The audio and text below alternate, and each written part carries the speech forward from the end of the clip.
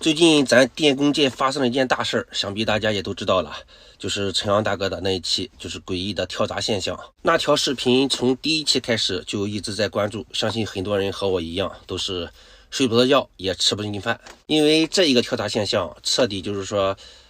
刷新了我们电工界的一些正常的一些知识。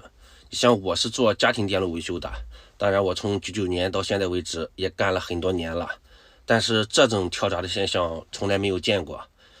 前几天也发了一条视频，就是说关于这个故障现象，也拍到了那一个跳闸还有摄像头自动转动的这个瞬间。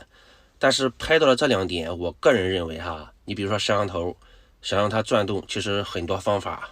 你像我店里面的摄像头用手机操作也可以，你包括空开跳闸那个东西也都可以，就是各种故障现象都引起空开跳闸。但是最不可思议的就是室外的那一个总闸漏电保护器为何能一跳到底，这一点是非常匪夷所思的。就是我们在正常认知当中，无论是短路也好，漏电也好，大型的漏电保护器在断电的时候是断一半，